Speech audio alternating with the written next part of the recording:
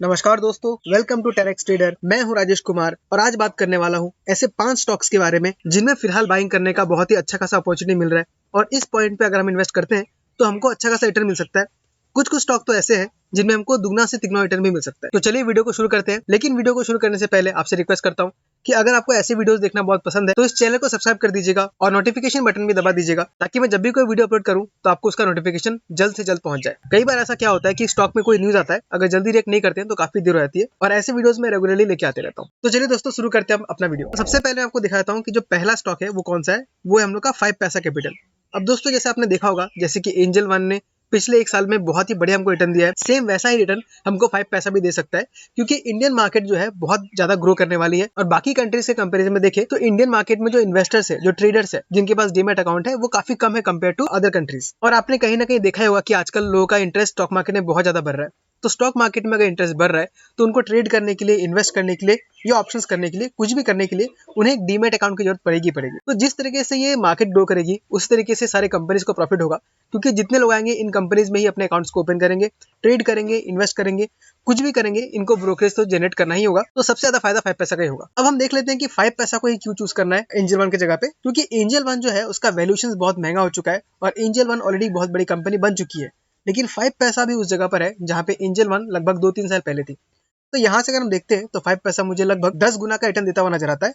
अब of course 10 गुना ये 1 साल में तो नहीं हो जाएगा, आपको थोड़ा टाइम देना पड़ेगा। लेकिन हम यहाँ पे देख लेते हैं 5 पैसा के बारे में कैसे। अब देख सकते हैं 5 पैसा का जो मार्केट कैप है वो सिर्फ 1800 करोड़ का है और वहीं पे एंजल वन का जो है वो लगभग 13,000 करोड़ का पहुंच चुका है। अगर हम शेयर होल्डिंग पैटर्न में आके देखें तो अब देख सकते हैं कि प्रमोटर के पास 32.84% है, थोड़ा सा कम है लेकिन चलता है इतना भी। हम देखते हैं बाकी कौन कौन होल्ड कर रहा है। म्यूचुअल फंड ने अभी इस दिसंबर क्वार्टर में हल्का सा इंटरेस्ट दिखाना स्टार्ट किया है, तो ये भी एक पॉजिटिव न्यूज है कि म्यूचुअल फंड को हल्का हल्का इंटरेस्ट इसमें आना स्टार्ट हुआ है। और जब म्यूचुअल फंड इन्फ्लो पैसा आएगा बहुत ज्यादा स्टॉक ग्रोथ दिखा सकता है। अदर डीआईएस का देखें तो फिलहाल उसमें कोई भी इंटरेस्ट नहीं है। एफआईएस का देखें तो एफआई जिसमें लगभग 22% होल्ड करती है, हालांकि पहले 23.9% होल्ड करती थी, तो थोड़ा घटा है। लेकिन इतना बड़ा अमाउंट होल्ड करना इतनी छोटी कंपनी में एक बहुत ही पॉजिटिव न्यूज की तरह मान के चल सकते हैं। और अगर हम रिटेलर्स का देखें तो रिटेलर्स के पास लगभग 44% है, लेकिन उसमें जो एक्चुअल रिटेलर्स है आपकी और मेरी तरह जो कि 1% से कम होल्ड करते हैं, वैसे सिर्फ 11% है और बाकी जो है वो 33% है। तो शेयर होल्डिंग पैटर्न तो मुझे यहाँ पे काफी बेटर लगता है। अब हम टेक्निकल चार्ट में आकर देखें तो आप देख सकते हैं कि इसका जो चार्ट है वो कंटिन्यूसली हमको अप ट्रेंड में दिख रहा है। बीच बीच में हमको यहाँ पे कप एंड हैंडल पैटर्न बनता हुआ नजर आता है। मैं आपको यहाँ पे ड्रॉ करके दिखाता हूँ। इसको फिर इसने स्टॉक ने ब्रेकआउट दिया, आप देख सकते हैं ये इसका था। इसको स्टॉक ने ब्रेकआउट दिया और काफी ऊपर तक गया। फिर एक दूसरा में यहाँ पे कप बनता हुआ दिखाई दिया, इसको फिर ब्रेकआउट दिया तो काफी ऊपर गया स्टॉक। उसके बाद हमको एक और यहाँ पे कप बनता हुआ दिख रहा है। अब इसको ब्रेकआउट देने के बाद भी स्टॉक ऊपर गया है, उसके बाद वो नीचे हमको करेक्शन पे मिल रहा है। यानी हमको जो स्टॉक है फिलहाल जिस जगह पे मिल रहा है वो हमको एक बहुत बढ़िया एक्यूमुलेशन जोन हम उसको बोल सकते हैं। आप देख सकते हैं स्टॉक का मूवमेंट ऐसा ही है, वो कप पैटर्न बना बना के ऊपर जा रहा है और जब दोबारा वापस जाएगा तो इसका टारगेट हमको लगभग जो पहला टारगेट होगा के बेसिस पे देखे तो हमको लगभग 900 के आसपास मिल रहा है। यानी मान लीजिए मोटा मोटा 1000 के आसपास हम लोग का स्टॉक का टारगेट हो सकता है। तो अभी जिस प्राइस पे चल रहा है लगभग 600 मान के चलिए, वहां से 1000 पे पहुंचता है तो भी हमको लगभग 40 to 45% का रिटर्न मिल सकता है, जो कि बहुत ही बड़े रिटर्न मानता हूँ। और क्योंकि कंपनी भी छोटी है तो अगर हम अभी इसको लेके बैठेंगे तो इसको आराम से 4-5 गुना 10 गुना होने से कोई रोक नहीं सकता है। लेकिन ऑफकोर्स कंपनी तो छोटी है तो हल्का सा रिस्क है, तो आपको अगर पैसा लगाना है तो उतना ही पैसा लगाना है जितना आप रिस्क ले सकते हैं। मैं करेंटली अगर अपने बारे में बात करूँ तो मैं इसमें 60 शेयर्स होल्ड कर रहा हूँ और मेरा एवरेज प्राइस 357 रुपीज के ऊपर है। तो इसमें मेरा एलोकेशन अच्छा खासा हो चुका है और आप देख सकते हैं ये मुझे भी 62% का रिटर्न दे रहा है।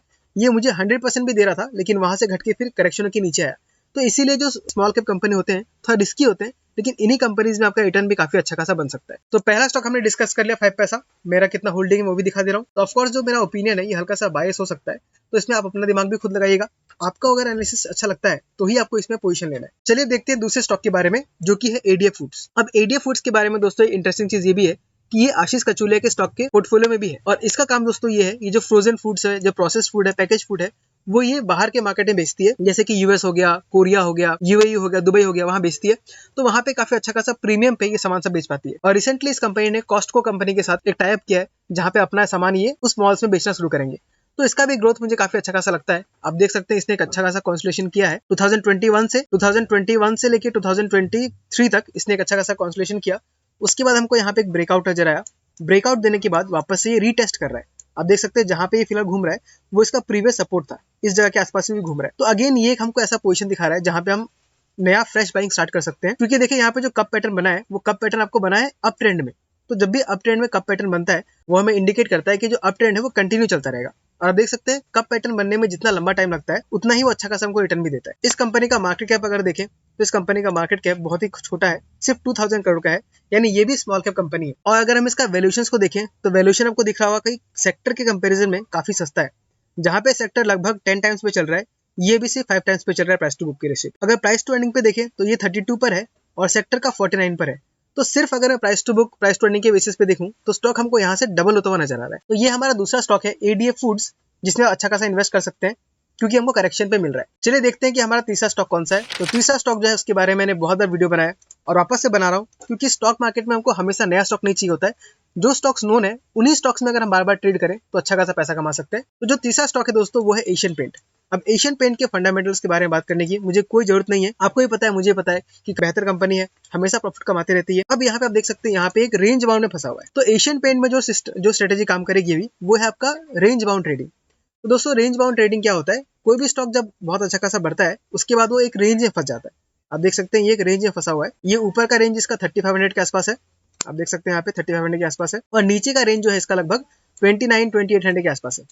जब जब यहाँ पे आता है तो यहाँ से रिवर्सल दिखाता है। अब स्टॉक हमको क्या मिल रहा है, देखिए एशियन पेंट हमको लगभग 29 के आसपास ही मिल रहा है। तो ये हमको जो इसका लोअर रेंज है उससे थोड़ा ऊपर मिल रहा है, लेकिन हमको इसमें कोई परेशानी की बात नहीं है। अगर यहाँ पे ले लेते हैं स्टॉक हमको अगर वापस 35 तक जाता है तो हमको लगभग 17 से 18% का रिटर्न मिल सकता है, जो कि बहुत ही अच्छा रिटर्न है और बहुत ही सेफ रिटर्न है। क्योंकि एशियन पेंट जैसी कंपनी में फंडामेंटली कोई भी प्रॉब्लम नहीं है, तो इस कंपनी में पैसे लगा के अगर आपको 17 से 20% प्रॉफिट मिलता है तो इस मौके को मिस करना बहुत बेवकूफी वाली बात होगी। तो तीसरा स्टॉक हमने डिस्कस किया एशियन पेंट के बारे में। अब आपको एक और स्टॉक दिखाता हूँ जिसमें हमको एक बहुत ही बढ़िया टेक्निकल पैटर्न बनते हुए दिख रहा है। तो पहले मैं स्टॉक को ओपन कर लेता हूँ। यस, यहाँ पे मैंने ओपन कर लिया सनटेक रियलिटी। अब सनटेक रियलिटी क्या काम करती है दोस्तों, ये काम करता है जो आपको रियल एस्टेट के काम है, जो कि मेनली आपका मुंबई में बेस्ड है। वहाँ पे बिल्डिंग्स बनाती है और काफी प्रीमियम जो बिल्डिंग्स होते हैं, जो अपार्टमेंट होते हैं, उसको बनाती है। अब इस कंपनी के बारे में खास बात ये है दोस्तों, क्योंकि इसमें मैं बहुत पहले इन्वेस्टेड था और तब मैं लगभग 250 के आसपास इन्वेस्ट किया था और वहां से मैंने 350-400 के आसपास को बेच के एग्जिट कर लिया था।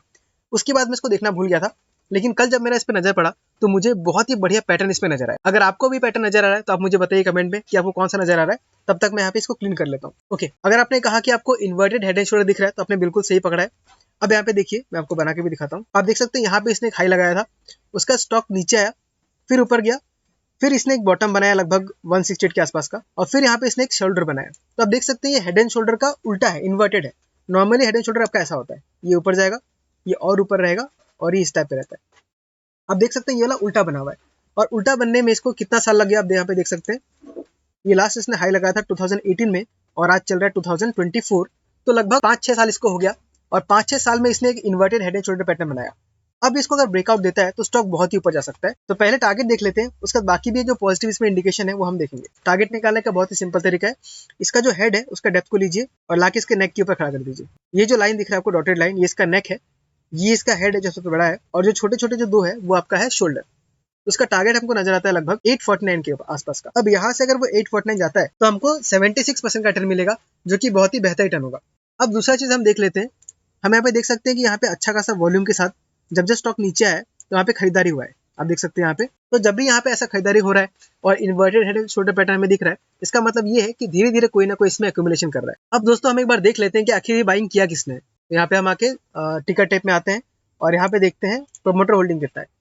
तो प्रोमोटर होल्डिंग आप देख सकते हैं 67% से 63% पे आया, यानी प्रोमोटर ने यहाँ पे लगभग 4% के आसपास अपना हिस्सा बेचा है। म्यूचुअल फंड्स को देखें तो म्यूचुअल फंड के पास 1.83% से 2.76% पे आया, यानी म्यूचुअल फंड्स ने अच्छा खासा यहाँ पे खरीदारी किया, तो लगभग 2% के आसपास म्यूचुअल फंड ने खरीदा है। अदर डीआईएस का देखें तो उनके पास भी पहले 4.14% हुआ करता था, अब बढ़ के 4.5% पे आया, तो अदर डीआईएस का लगभग बराबर का बराबर ही है। लेकिन एफआईएस का देखें तो आप देख सकते हैं 16% से 20% पे आ गया, यानी जो प्रमोटर ने बेचा वो खरीदा किसने, वो खरीदा है एफआईएस ने, जो कि बहुत ही पॉजिटिव न्यूज है हमारे लिए। नेक्स्ट रिटेलर्स का देखें तो रिटेलर्स के पास अभी सिर्फ 9% ही है, उसमें से भी जो आपके मेरी तरह जो रिटेलर्स है जो 1% से कम होल्ड करते हैं वो सिर्फ 4% है, और बाकी जो है उनके पास 4% है। तो शेयर होल्डिंग पैटर्न में क्या है दोस्तों, फ्री फ्लोट हमें कम होता हुआ नजर आ रहा है। जैसा कि आपने देखा है कि जो पब्लिक सेक्टर जो कंपनीज है उनमें कितना अच्छा खासा हमें ग्रोथ दिखाई दिया है, तो उस ग्रोथ का एक रीजन ये भी है कि उसका फ्री फ्लोट बहुत ही कम है।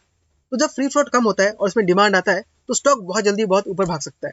तो उस बेसिस पे अगर हम देखें तो सनटेक रियल्टी भी एक बहुत ही अच्छा कैंडिडेट बनता है जिसमें हम ट्रेड लेके अच्छा खासा मुनाफा कमा सकते हैं। तो दोस्तों हमने 4 स्टॉक्स डिस्कस कर लिया। अब एक और जो स्टॉक डिस्कस करने वाला हूँ वह होगा आपका एक ETF होगा जिसका नाम है हैंग सेंग बीस। आप यहाँ पे देख सकते हैं हैंगसेंग बीज में अपने हाई से हमें काफी अच्छा खासा गिरावट मिला है। आप देख सकते हैं अपने हाई से लगभग 35% करेक्ट होता हुआ नजर आया। लेकिन यहाँ पे हमें एक बहुत इंटरेस्टिंग चीज दिख रहा है, यहाँ पे जब गिर रहा था तो यहाँ पे कोई बहुत बड़ा वॉल्यूम नहीं था, लेकिन इस जगह पे आपको एक अच्छा खासा वॉल्यूम दिख रहा है, यानी लोगों का इंटरेस्ट फिलहाल इसमें बढ़ रहा है। और आप आरएसआई लेवल पे देख सकते हैं कि आरएसआई काफी ओवरसोल्ड रीजन में पहुंच चुका है। तो ये दोनों कॉम्बिनेशन ईटीएफ में ट्रेड करने के लिए बहुत ही बढ़िया कॉम्बिनेशन होता है, जब आरएसआई ओवरसोल्ड में चला जाए और वॉल्यूम काफी अच्छा खासा हमको नजर आए। तो यहाँ से आप देख सकते हैं कि हमको थोड़ा थोड़ा खरीदारी नजर आने लग गया है। तो यहाँ से अगर स्टॉक अपने प्रीवियस हाई को भी टच कर लेता है तो हमें लगभग 50-60% का रिटर्न मिल सकता है, जो कि बहुत ही बड़े रिटर्न में इसको मानता हूँ। हैंगसेंग मीन्स दोस्तों क्या है, जो हांगकांग का जो मार्केट है, जैसे हमारा निफ्टी 50 है, वैसे ही हांगकांग मार्केट का जो इंडेक्स है उसको ट्रैक करता है। तो इंडेक्स फंड की खासियत ये है दोस्तों कि वो कितना भी गिर जाए लेकिन वो पैसा डुबाता नहीं है, क्योंकि वापस से ऊपर आता ही आता है, खास करके अगर इकोनॉमी ठीक ठाक कर रही है। तो ये था वो 5वां स्टॉक जिसमें हम पैसे इन्वेस्ट करके काफी अच्छा खासा पैसा कमा सकते हैं, लगभग 50% तक रिटर्न भी कमा सकते हैं। तो अब आप मुझे बताइए कि आप इन स्टॉक्स के बारे में क्या सोचते हैं। अगर आपकी राय में कोई दूसरा स्टॉक है जिसमें भी हम बाय कर सकते हैं तो कमेंट करके बताइए। अगर आपको किसी स्टॉक के बारे में कुछ जानना है तो भी कमेंट करके बताइए, मैं उसका रिप्लाई करने का ट्राई करूंगा। ठीक है दोस्तों, आज के वीडियो में इतना ही। मिलते हैं अगले वीडियो में किसी अगले स्टॉक के साथ। तब तक के लिए tata bye bye, take care.